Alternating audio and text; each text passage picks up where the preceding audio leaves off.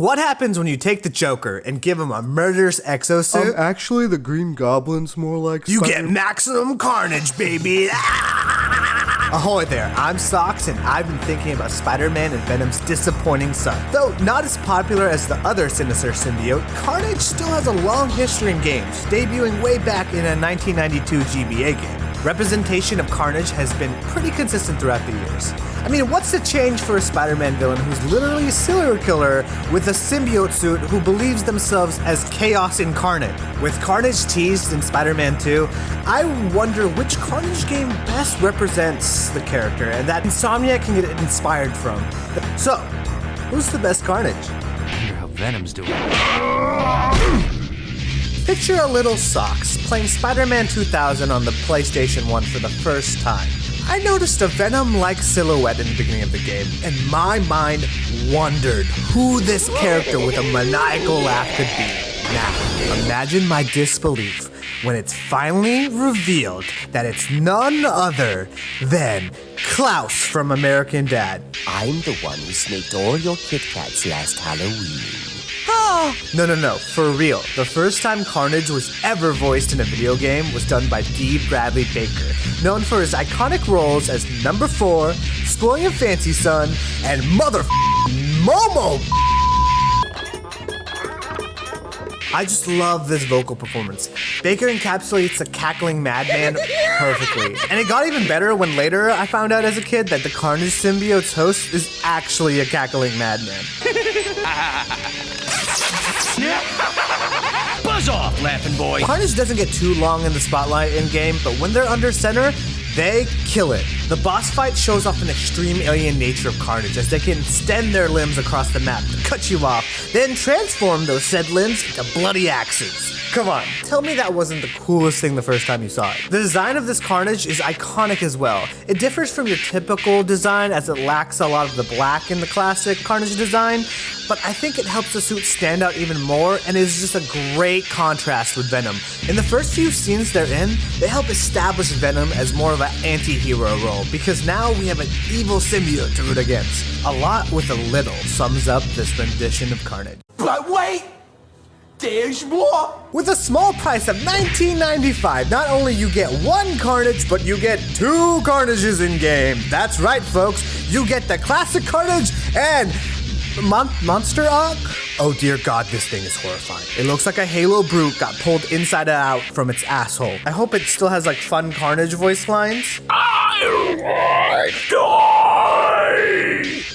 Alright, A tier. For a movie tie-in game, TASM 2 took a lot of creative liberties. One of them being the inclusion of Carnage as the game's final boss. And like Venom gets relegated into a shitty mobile game? Whatever, sure, why not? I do like how Beanox introduced Carnage in a cool way rather than some of the other bosses in game, who just kinda like show up. On a team up with Kraven, the webhead witnessed a young Cletus Cassidy doing his best Dexter impression. I have no idea what hammer time is. Dang, this guy really is a lunatic. I actually really do like this cutscene because Cassidy pretty much just critiques Spider-Man for doing his job poorly, saying things like, "Real spiders liquefy their prey from the inside. You should think about it." and then immediately trying to catch the smoke. Introducing Cassidy early in the game and then building him up to be the final boss is a really good way to introduce the character. The boss battle itself is pretty interesting, as in the first phase, you just fight Cassidy just powered up, not even in the symbiote suit yet. Then have a philosophical discussion about death. You kill to understand death. What are you trying to understand? The meaning, the truth, the secrets it reveals about all of us that we're afraid to see. Resulting in a full-on Carnage transformation. The wait to see the symbiote slaughterer is rewarded with a pretty great design, taking a lot of inspiration from the Maximum Carnage look. Their moveset is pretty solid too. Carnage has some stylish moves with a quick grab with their tendrils, and even some asexual reproduction. Oh yeah. In a game filled to the brim with fan service bosses, Carnage rises to the top with an S tier.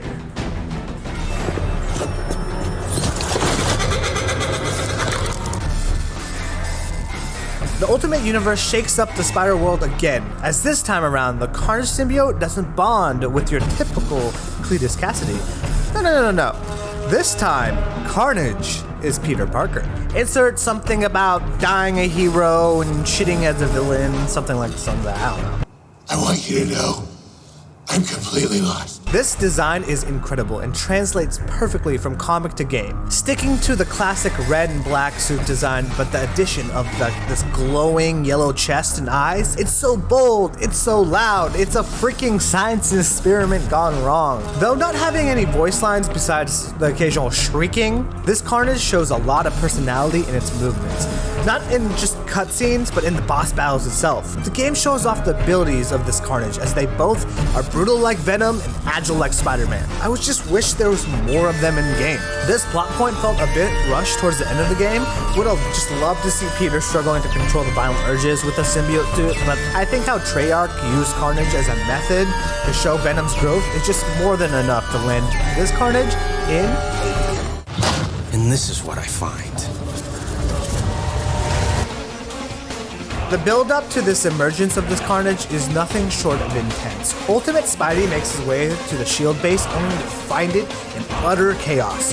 The pacing of these shots feel like something out of a Dead Space cutscene, with Spidey stumbling upon a drained husk. Pete's faced this horror before, a haunting echo from his past that has left everything incomplete. The developers deserve a round of applause for this level design, effectively conveying the essence of Carnage without the need for any explicit voice acting. That's show, not tell, baby. Visually, Carnage pops right out of the comic book, with honestly a more accurate rendition of the symbiote over the Ultimate Spider-Man game. The eyes and chest glow a bit more subtle, and the red is turned all the way up. Comparing these two versions, I gotta say I actually prefer the Ultimate one. The darker suit and brighter glow give Carnage a more hellish look and stand out on the screen better. Sometimes I just feel like the Shatter Dimensions Carnage looks like a Twizzler. But that just might be because I'm a little schnack. I still think this Carnage beats out the Ultimate game more. A common theme you'll see with Carnage in games is he's not as fleshed out as Venom and usually doesn't get all the spotlight in his game, so the more you can define Carnage with the limited time, the better. And I think this version sells the monster that is Carnage amazingly. Gross. I talked in my previous video how the coolest part of Spider-Man Friend or Foe was the cartoony Raimi designs. Getting to see what the villains that didn't appear in the film might have looked kept me playing the game. Unfortunately, if you weren't a Sigma Chad and owned a PSP, you never got a chance to see a Raimi Carnage design. Don't worry, you didn't miss much. There isn't really a story for them, or a cool introduction, or really any cutscenes. You just have to play the game in co-op mode, and boom, you got them. The suit design is pretty comic accurate, but I think that hinders it, as it doesn't blend in with the Raimi style as the rest of the characters have. Where it shines is the combat, as Carnage extends their limbs for some fun-looking attacks, as well as charging up heavy attacks that make use of its symbiote tendrils. Though, this Carnage feels just tacked onto the game, and I wish they just put a little bit more effort into bringing this iconic Spidey villain to life in the Raimi-esque universe. F tier. All I ever wanted in this world is Carnage. I was almost compelled to just copy and paste my ranking for LEGO Venom, being that all LEGO Marvel games kinda play the same. But then I saw this.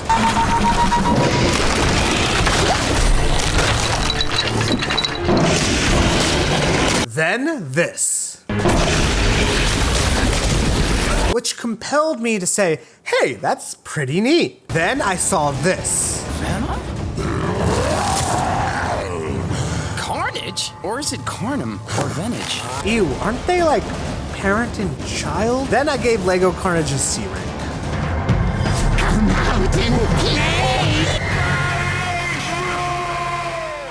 Okay, who remembers Marvel Heroes? A Marvel MMORPG with Diablo-style gameplay. It was like Ultimate Alliance had online multiplayer, and it wasn't just rad, it was Peter doing skateboarding tricks rad. It's rad because it's emotional. Anyways, back to the Carnage. Out of the gate, an amazing design. Going all in with the red suit with the big white eyes, the suit just popped in the game's bird-eye view camera angle. The chaotic tendrils whipping around Carnage's body is just another little detail that I love about this design.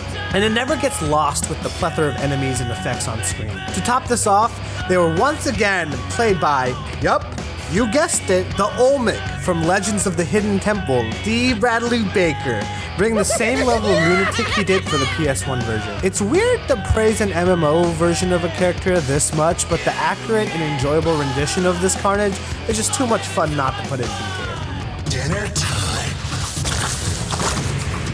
Another game where Carnage is there to fill a roster spot more than anything, that's here nor there. What is here is a pretty solid Carnage design. My favorite aspect of this design is its idle posture. Carnage is low to the ground with his claws enlarged like Edward Scissorhands. They always look like they're ready to kill, and oh boy, do they. Carnage's moveset is full of exciting moves like a symbiote throwing axe, tendril spikes, and my personal favorite, Big Head mode. Are you so big? I always enjoyed tearing up the battlefield as Carnage, but there's much more to be desired, like the voice acting. Not a bad Carnage, but could have been more. D tier. Come on! Hiya! Hands down, the best Carnage story in a video game. I mean, how could it not be, being based on the iconic 1993 comic book Maximum Carenage? This game was pretty much an interactive comic, showcasing the cutting serial killer Cletus Cassidy and the bloodthirsty monster that he becomes. This game represents the definitive version of Carnage, and as much as I'm not a big fan of beat-em-up style games, this Carnage holds a high place in my book, so I gotta give it an S rank. We are nearing the end of the video, so let's pull out Maximum Spider and speed through some of these Carnages. Contest of Champions, a mobile fighting game, which is not that bad. Carnage has a great classic design, accurate moveset, C tier. Spider-Man and the X-Men Arcade's Revenge. Nothing substantial, but a challenging boss fight with Carnage and Rhino at the same time, but D tier. Separation Anxiety.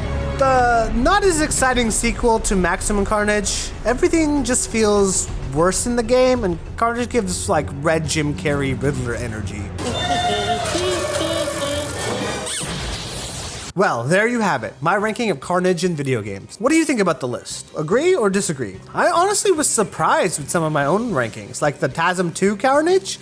Really dissecting what made Carnage a great Spidey villain was a blast. And I don't know if Insomniac's Carnage is going to be DLC for Spider-Man 2 or the main plot of Spider-Man 3, but what I do know is there's a lot of great resources for Insomniac to pull from, and potentially give the best Carnage we've ever seen. I hope you enjoyed this video, and if you did, please hit that like and subscribe button for more Spidey content, and let me know if I missed your favorite Carnage.